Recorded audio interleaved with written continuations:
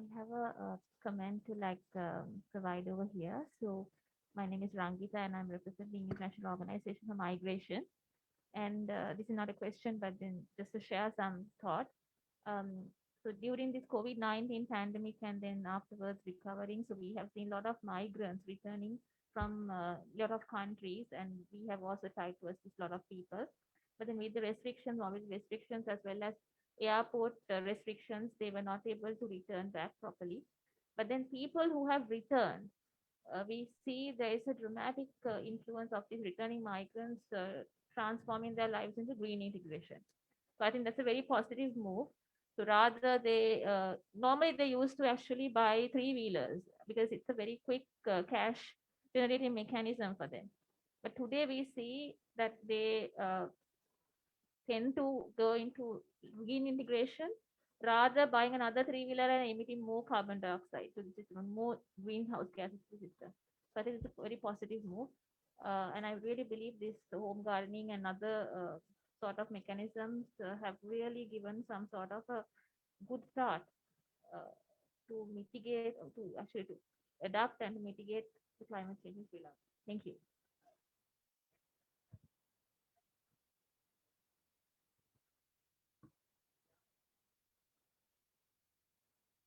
In the process of evaluating the project proposal submitted to the Ministry of Mahaweli for the land allocation from the Mahaweli system B right bank, close to Kandakaduwa, the famous place, about 5,000 hectares. And there were about 500 proposals submitted by some big companies, like it's not nice to say the company names. And also there was several these migrants, those who have put forward their proposals for coconut cultivation, Tommy Jesse mango cultivation, and cashew cultivation and all that. So they are now interested in agriculture, not like three-wheelers, as you very correctly mentioned.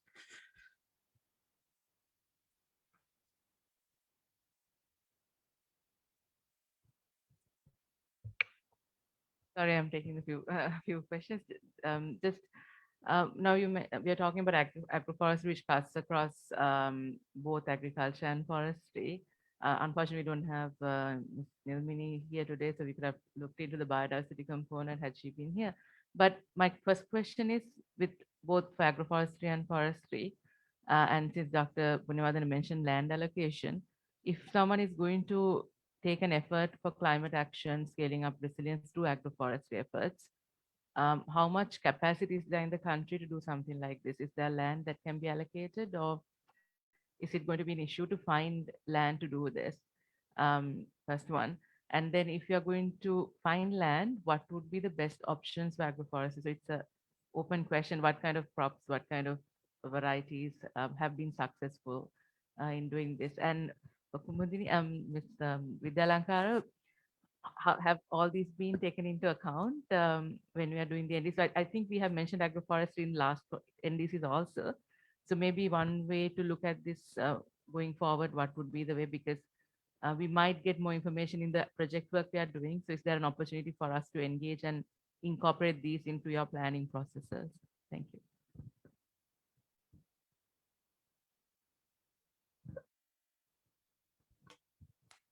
Okay.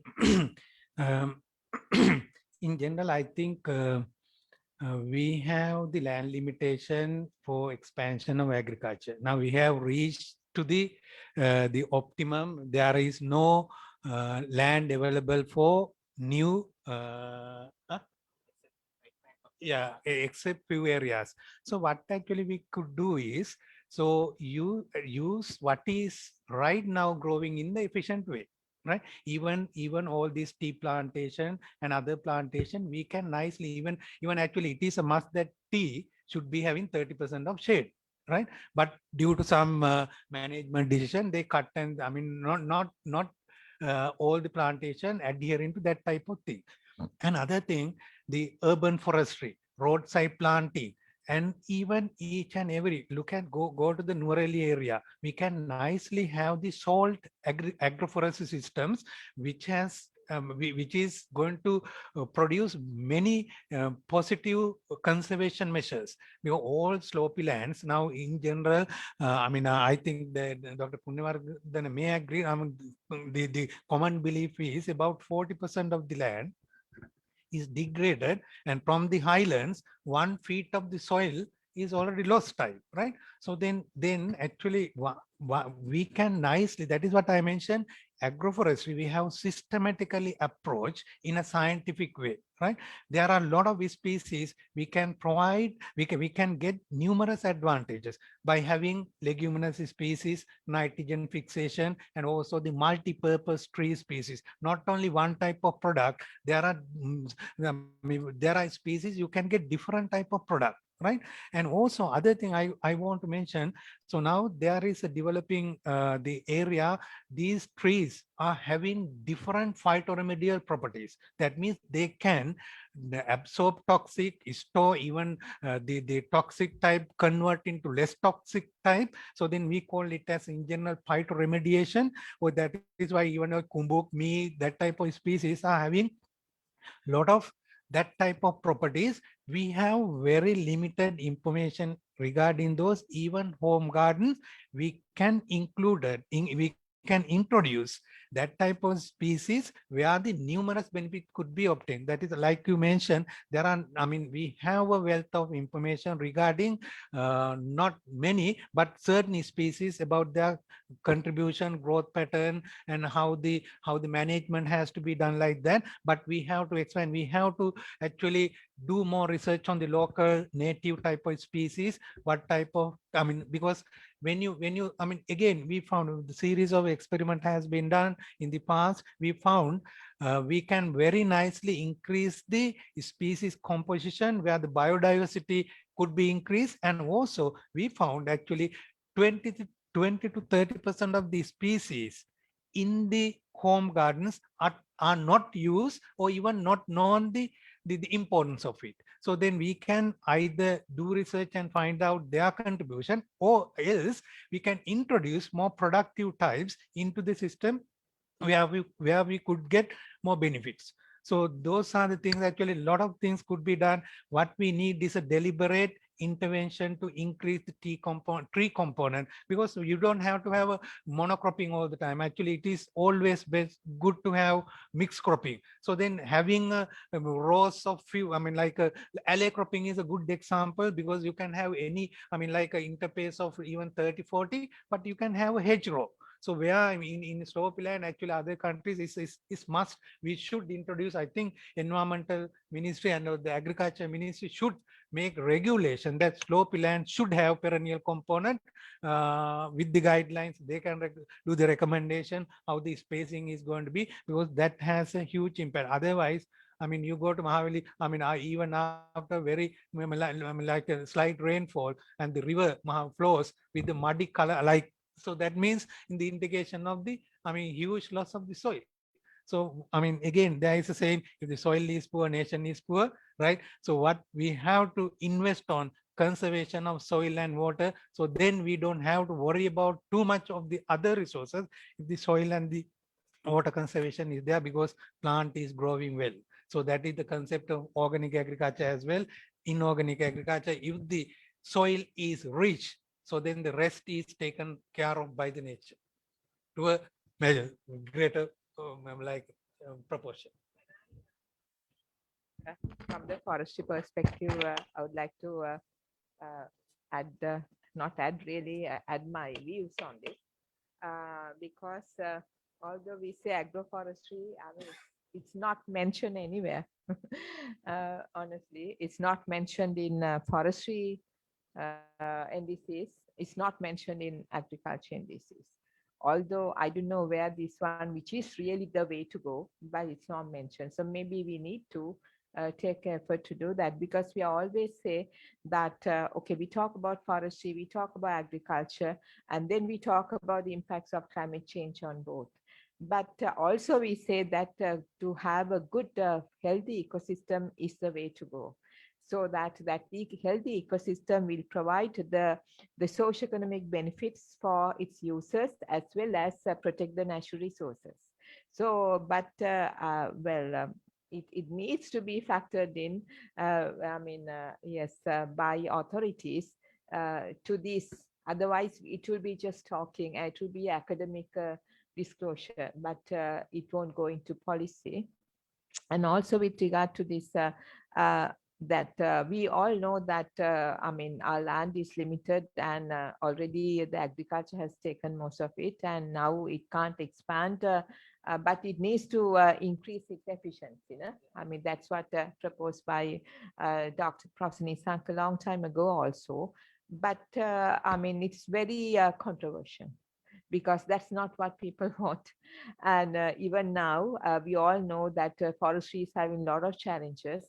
In fact, forestry really cannot go into this expected target of increase in the forest cover on its own, but with the natural forest, no, it's not to the 32% of the land area of the country, because forests are being used and being required for other more socioeconomic related pursuits.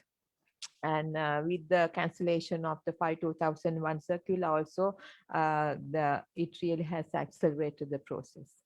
So I think having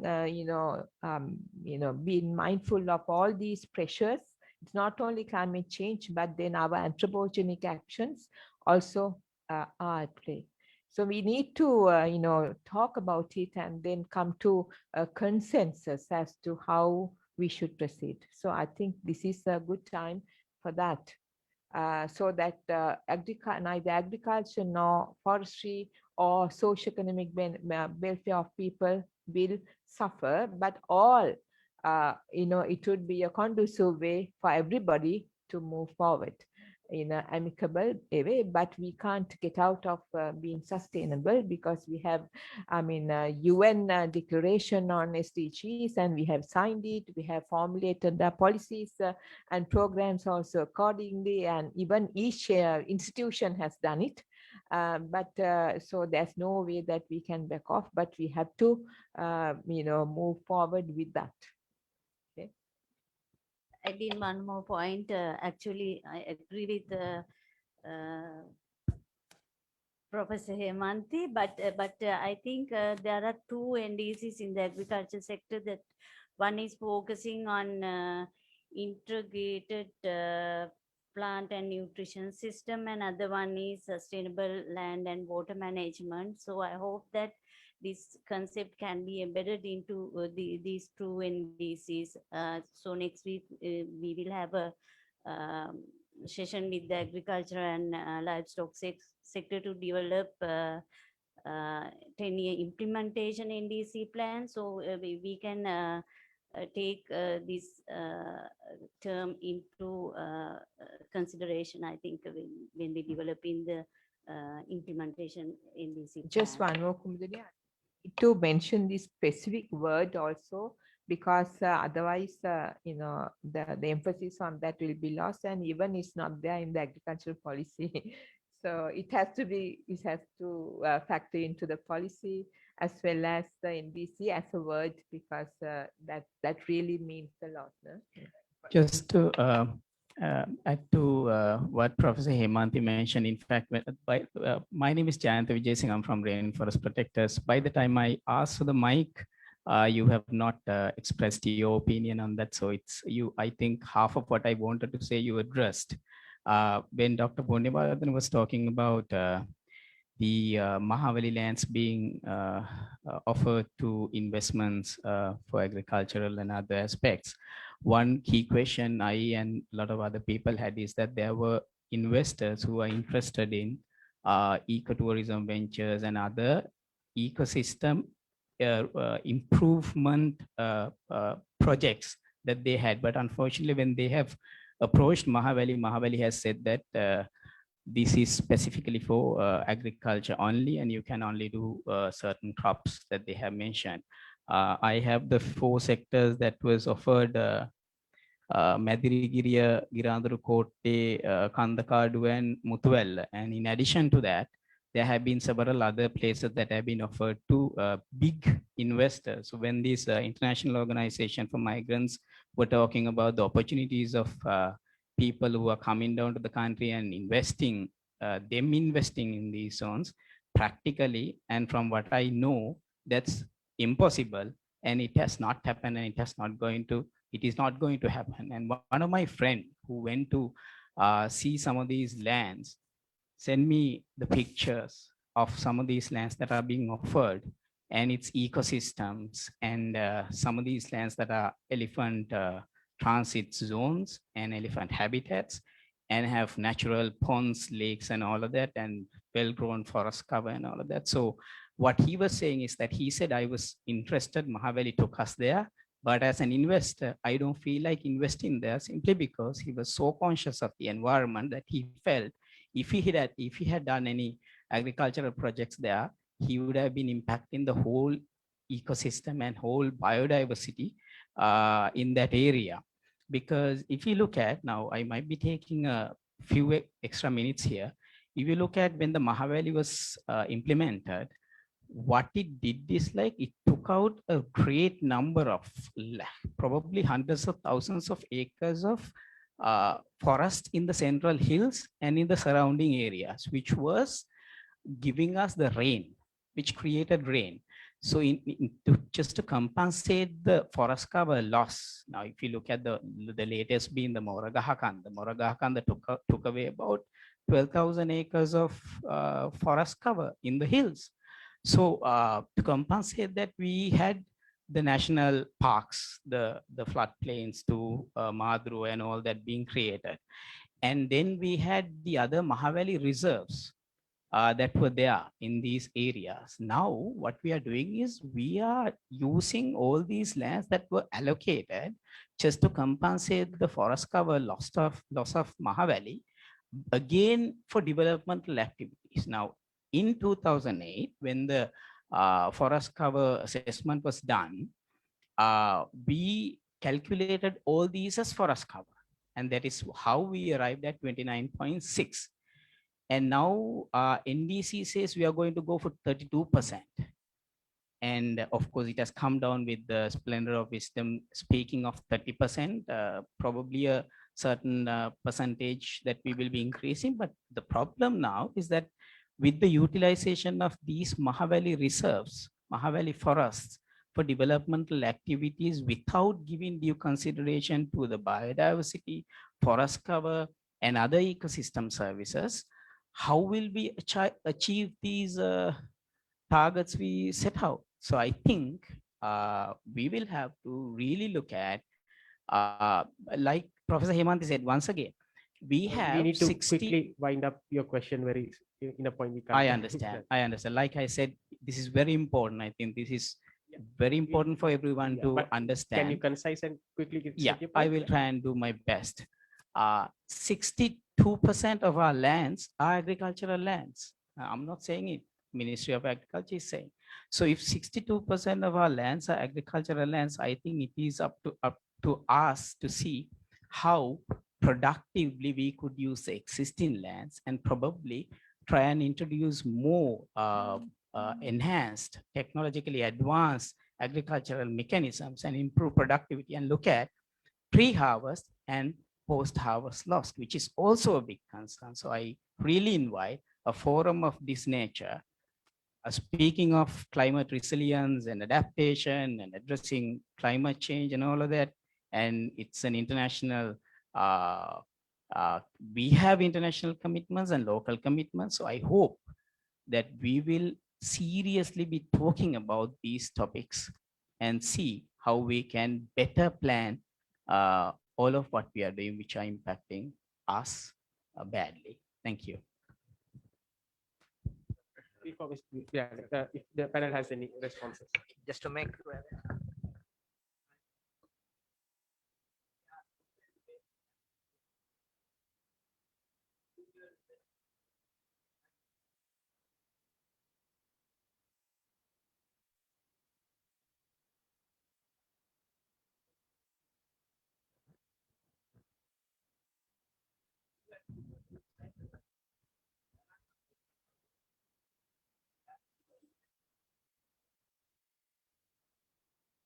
have mentioned that they will make what is called solar powered elephant repulsive fences.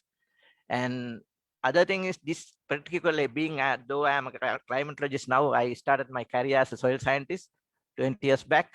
And I know that these soils in the area of the Kandakadu area, soil is non-calcic brown soil, which is very sandy, which has a very low potential for agriculture because very high percolation rate.